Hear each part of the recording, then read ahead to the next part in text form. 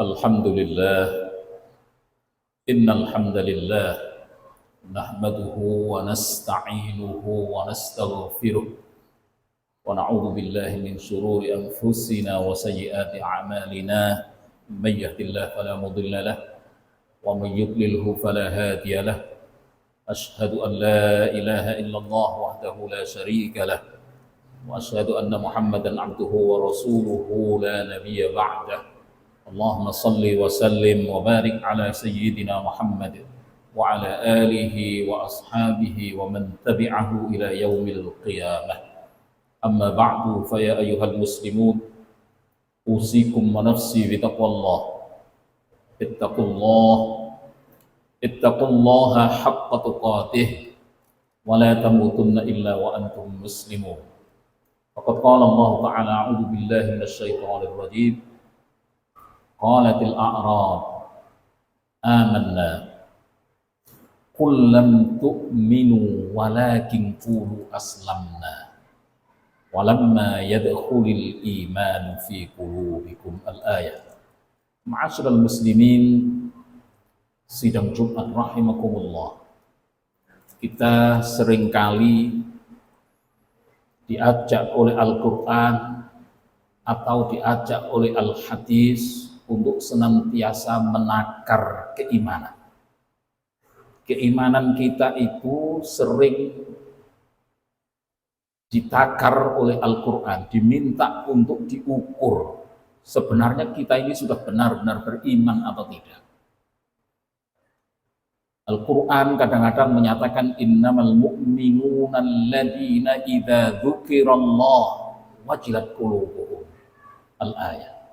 Kadang-kadang iman kita itu disebutkan bahwa sesungguhnya orang yang benar-benar beriman itu ketika dia mendengarkan kata Allah maka bergetar hatinya.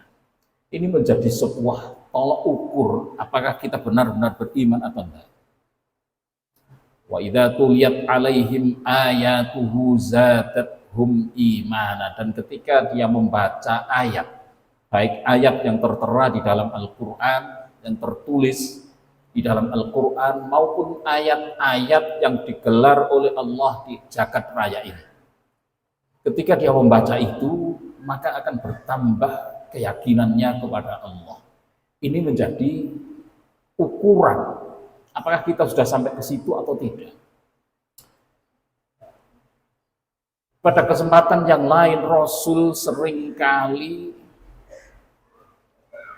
memberikan sebuah penjelasan bahwa iman kita kepada Allah atau bahkan iman kita kepada hari akhir itu akan dinilai, akan diukur apakah kita sanggup melakukan hal-hal yang terkait dengan kehidupan ini secara baik atau tidak. Kadang-kadang Rasul menyatakan man kana yu'minu billahi wal yaumil akhir, barang siapa yang benar-benar beriman kepada Allah dan hari akhir, itu ukurannya adalah fal yukrim jaro. Kalian harus bisa, kita harus bisa menghormati tetangga kita. Jadi menjalin hubungan baik dengan tetangga itu menjadi tolok ukur keimanan. Man kana yu'minu billahi wal yaumil akhir falyukrim dhaifah. Kalau benar kita beriman kepada Allah dan hari akhir, ukurannya bisa menghormati tamu kita, menjalin hubungan baik dengan sesama. Bahkan kita tidak mendapatkan hadis-hadis Rasul yang memberikan penjelasan iman itu disandarkan kepada sujud dan rukuk kita, tidak. Tapi justru perilaku kita terhadap kehidupan sosial ini yang menjadi ukuran. Iman itu terkait erat dengan kehidupan bersama.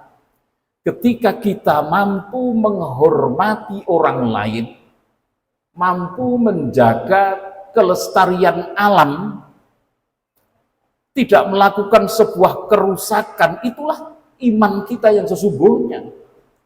Dan tidak ditandai dengan rukuk dan sujud kita. Rukuk dan sujud tentu harus kita lakukan sebagai bukti bahwa kita menghamba kepada Allah. Kita sebagai hamba, rukuk dan sujud itu sebuah konsekuensi logis. Tidak ada istimewanya. Nilai keistimewaan orang tidak ditentukan dengan rukuk dan sujudnya, tapi itu sebuah konsekuensi logis saja bahwa kita telah menghambakan diri kepada Allah. Kita harus rukuk dan sujud. Tapi nilai unggul seseorang justru akan dilihat seberapa besar peranan kita dalam kehidupan sosial. Dan itu menjadi ukuran keimanan. Ada satu hadis yang agak unik, menggelitik kita sebenarnya. Ketika Rasul menyatakan bahwa iman itu terbagi menjadi 70. Dan Rasul kemudian memberikan sebuah penjelasan a'laha. Puncak dari keimanan seseorang itu adalah qaulul la ilaha illallah. Ketika orang menyatakan la ilaha illallah, tiada Tuhan selain Allah, dan itu menghunjam ke dalam dada. Kita mungkin bisa memahami ini dengan mudah. Oh iya benar, iman itu memang harus ditandai dengan sebuah kesaksian, sebuah pernyataan, pengakuan bahwa tiada Tuhan selain Allah. Maka ini kemudian menduduki puncak dari keimanan seseorang. Akan tapi yang menarik adalah ketika Rasul memberikan penjelasan adnaha, iman yang paling rendah itu apa? Rasul memberikan penjelasan yang luar biasa. Adnaha, yang paling rendah itu adalah imatatul adza anit thariq. Orang yang mampu menyingkirkan duri dari jalanan. Itu iman yang paling rendah. Iman yang paling rendah itu artinya sudah memberikan sebuah kesadaran untuk bertanggung jawab terhadap kehidupan. Ketika ada duri di jalanan, dia tersadar, terdorong untuk mengambil, menyingkirkan. Itu yang mendorongnya hanya iman yang paling rendah. Kita bisa bayangkan sesungguhnya kalau qaulul la ilaha illallah sudah menghunjam dalam ke dada kita, apa yang terjadi? Tapi kita harus mau koreksi terhadap diri kita semuanya. Betapa kita sering melafalkan la ilaha illallah, la ilaha illallah. Bahkan kalimat ini sudah kita kenal sejak kita kecil. Sampai pada usia kita sekarang ini. Kalimat ini tidak pernah lepas dari kita.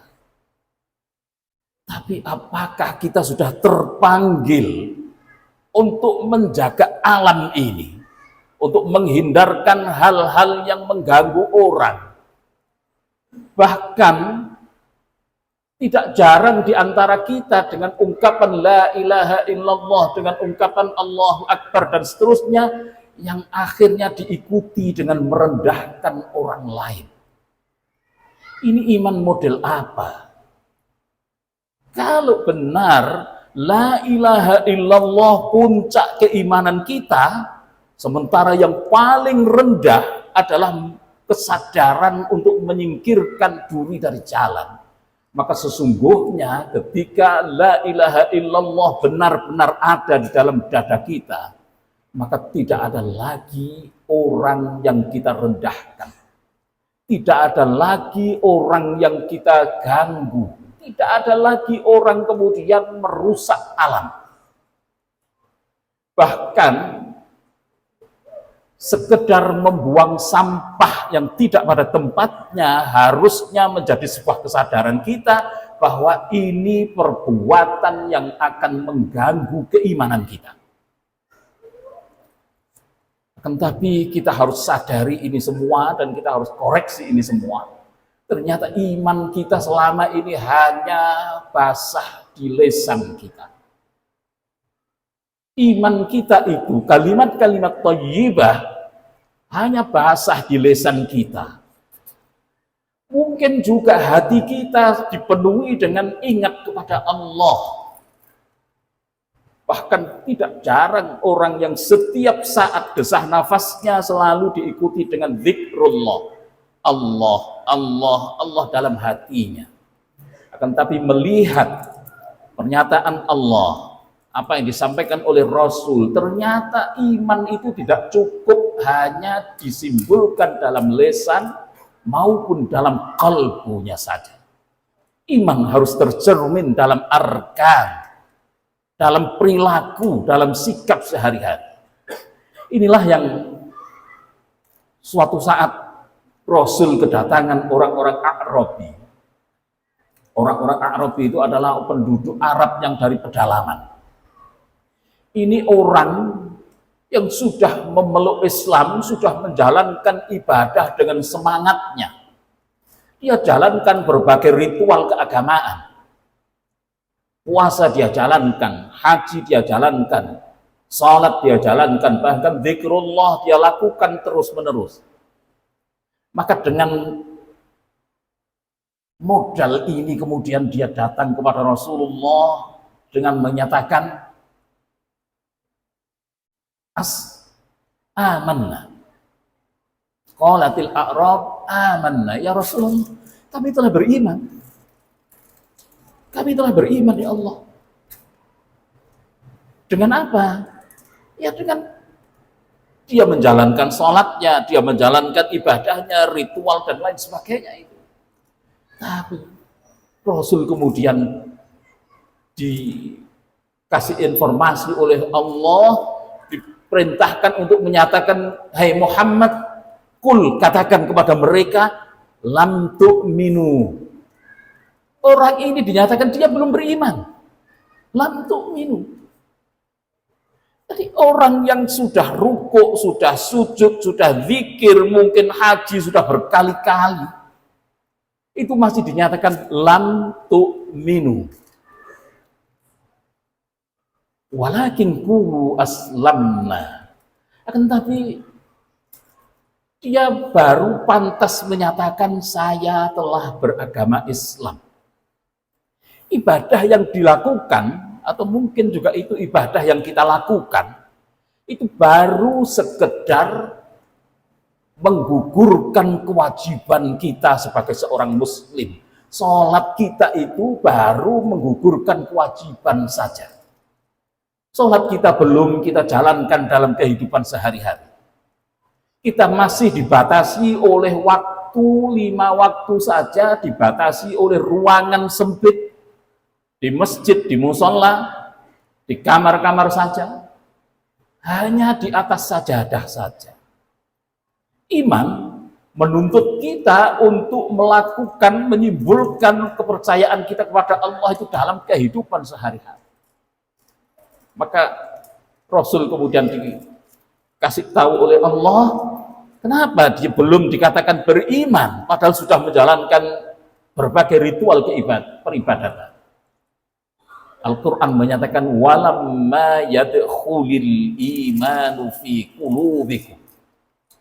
Ternyata iman itu belum masuk ke dalam dadanya, belum masuk ke dalam hati. Dan ayat ini mestinya harus menjadi bahan pertanyaan kita semuanya. Sudahkah iman itu masuk ke dalam dada kita? Dan apa simbolnya dari iman yang masuk ke dalam dada kita? Ini harus kita sadari bersama. Sudahkah kita memiliki tanggung jawab yang besar terhadap kehidupan bersama ini?